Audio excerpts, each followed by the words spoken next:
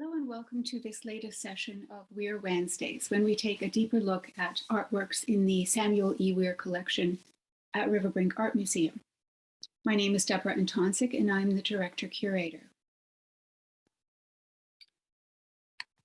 So today we're going to look at this small painting, the Porsche de l'Église San Marco, Venice, by James Wilson Morrice.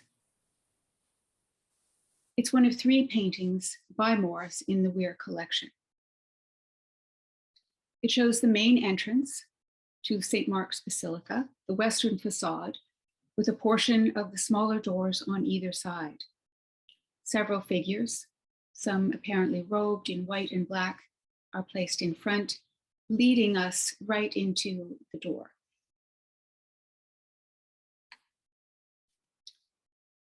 The doorway is the largest of the 5 at St. Mark's, 5 in total, each of highly carved polychrome marble, with double vaults over the doorways and elaborate mosaics and other decoration visible in this contemporary photograph.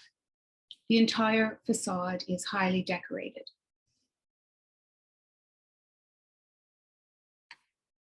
However, Morrice has used some bright daubs of white to suggest the decoration without the intricate details of the carvings and mosaics. And he's actually flattened the surface, as you can see.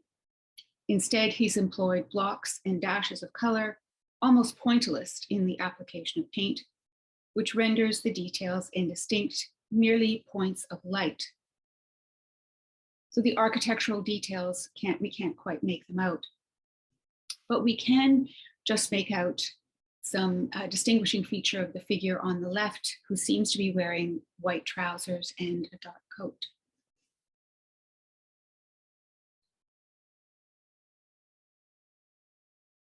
St. Mark's Basilica is one of the important monuments in Venice. The facade and the interior and the square, the Piazza San Marco, each present visual delights to the visitor. St. Mark's is a shrine to St. Mark the Evangelist, one of the 4 apostles known from the New Testament in the Christian Bible, and the patron saint of Venice.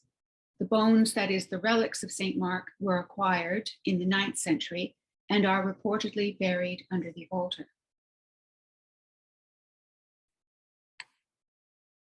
A basilica has its roots in Roman administrative buildings adopted for Christian worship.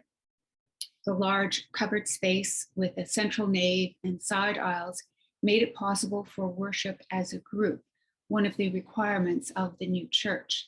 And the floor plan was also well suited for use as a pilgrimage church. The building we see today is the 3rd Christian structure on the site, and construction on the current building began in the 11th century. It has undergone extensive modifications. The central design is Byzantine, a design typical of the Byzantine Empire, but it also incorporates Romanesque and some Islamic influences, along with the later addition of Gothic elements. The floor plan is a Greek cross surmounted by 5 domes, and you can see several of the domes in this contemporary photograph of the interior. The original brick facade and interior were richly embellished with mosaics and carvings. Much of the embellishment was made from materials captured during the crusade to Constantinople. Essentially war booty, employed to announce the ascendance of Venice as a major maritime power.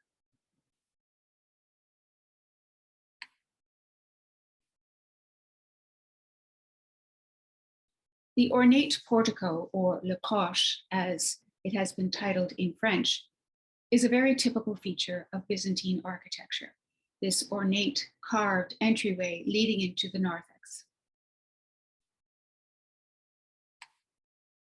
The artist was born in Montreal in 1865, and I'm showing you here a photograph from the McCord Museum, likely from the Notman archives. So born in 1865 in Montreal, he enjoyed painting and drawing as a child, but attended law school in Toronto from 1882 and was called to the bar in 1889. He was already receiving favorable reviews from critics for work submitted to exhibitions, and he never actually practiced law. And I should mention that I'm using the Anglo-British pronunciation of the last name Morrice, because he was a member of the Anglophone community in Montreal, the son of an immigrant from Scotland, 19th century immigrant, possibly of Huguenot descent. Morrice went to Europe in 1890, first to London and later Paris, where he was enrolled at the Académie Julienne. This is thought to be his first formal art instruction. The Academy was popular with English-speaking artists, Americans and Canadians among the students, because it offered instruction in their native language. Morrice studied with Henri Orpagny, and he was encouraged to paint en plein air, and building on his facility in watercolor, he began to use oil.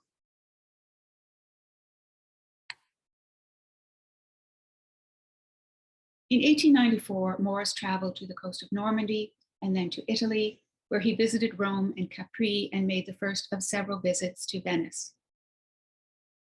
And here we're looking at one of his paintings titled Venice, circa 1900.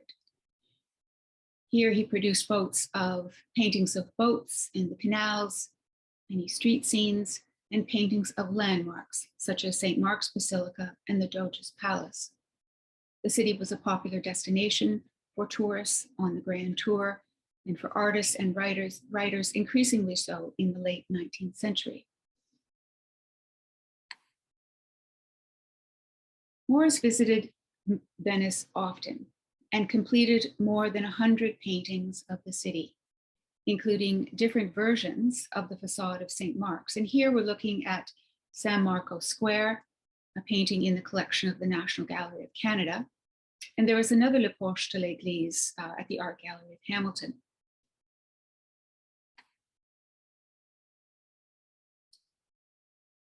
Our little painting is called a Pochade, a pocket painting. And here I'm showing you a photograph of the framed painting, just so you get a sense of how small it is.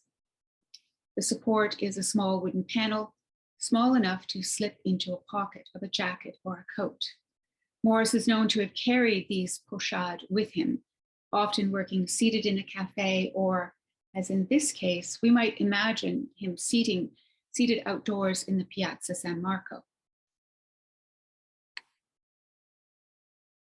The panel, which suffered some damage when shipped from France to Canada in 1937, was the second pochade that Sam Weir purchased. A year previously, in 1936, the RiverBrink founder purchased La Communiante, I'm showing you here, from 1889, and he continued to pursue other paintings by Morrice, acquiring a landscape in 1954. So returning to look at Le Porsche, in his letters, Weir expressed his frustration at his failure to secure a larger painting by the artist for his collection. He complained in a letter, for instance, to the director of the Musée des Beaux-Arts in Montreal, which had and has a great number of paintings by Morrice. He complained that the musée should simply put some up for auction to give collectors like himself a chance to purchase. Weir claimed a strong preference for Morrice's work, finding it more to his taste than any other Canadian artist.